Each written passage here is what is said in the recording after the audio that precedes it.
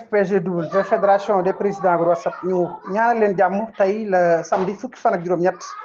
ci mois de janvier 2025 16h47 moo jot ca Labgar nekk ci commune bu Linguère asalaamaaleykum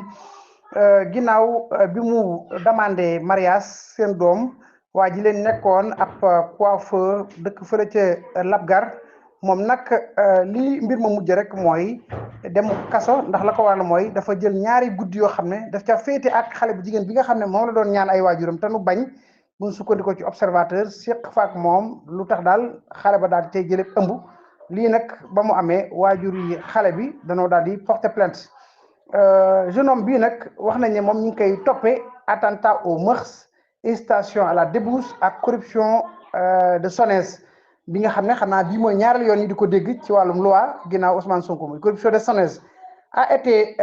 condamné 3 mois de sursis maanaam ñetti weer yoo xam ne moom lañ ko daan te du ko tëdd kaso lan moo tax parce que Mamadou Diallo mii di ab coiffeur am ñaar fukki at ak juróom-ñaar dëkk fële ca Labgar département bu Linguère moom nag ñu ngi ko jugé ci àllarba bi ni ki bërki dem ci tribunal grande instance de Louga au lieu de chambre criminelle mais tribunal grande instance de Louga bu sukkandikoo ci observateur moom mi nag ñu ngi ko accusé koo xam ne daal dafa séq ak ay relation intime ak seen doom bu jigéen maanaam daal danoo jaxasoo ci ab lal xale bu jigéen bi turam mi ngi commencé see santam di Sarr mi ngi amoon fukki at ak juróom-ñeent ci biir audience bi nag révélation yi nga xam ne am na ci biir tribunal bi ci côté partie civile bi observateur daal xam le na Mamadou Diallo moom ginnaaw daal bi mu envoyé ay mbokkam ngir daal ñu daal di dem ñaani ji xale bu jigéen bi waajuri xale bu jigéen bi bañ moom nag ci la mujj daal di def loolu moom sax nag bi nu gàntalee loolu dafa mujjoon di envoyé ay photo ak ay vidéo pornographie xale bu jigéen bi xam naa lépp ngir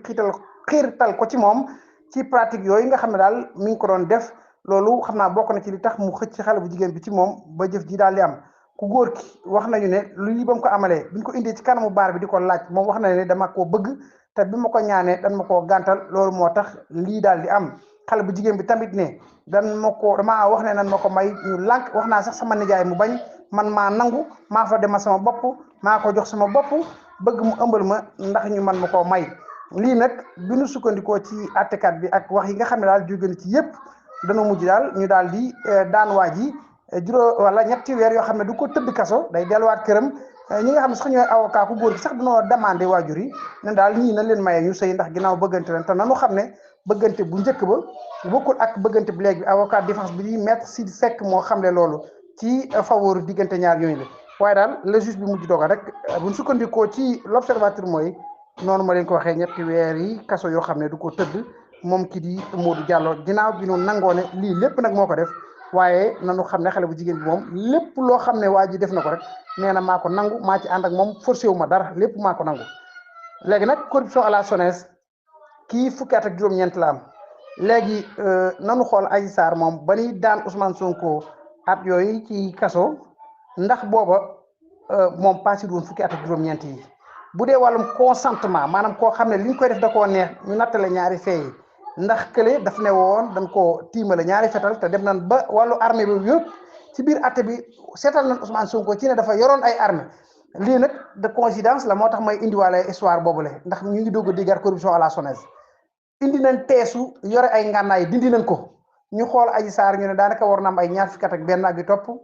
moom corruption à la SONES ñu topp Ousmane Sonko ba daan ko kaso kii xarit fukki at ak juróom-ñett la am daan nañ ko ci corruption à la jeunesse mais ñetti weeri kaso yu mu dul tëdd seetal ko mu daal di dem ñu bàyyi xibaar boobu ci diggante ñi nga xam ne ñooy déglu waaye lii mi ngi xew woon Labgar nekk fële ca département bu Linguère SPCW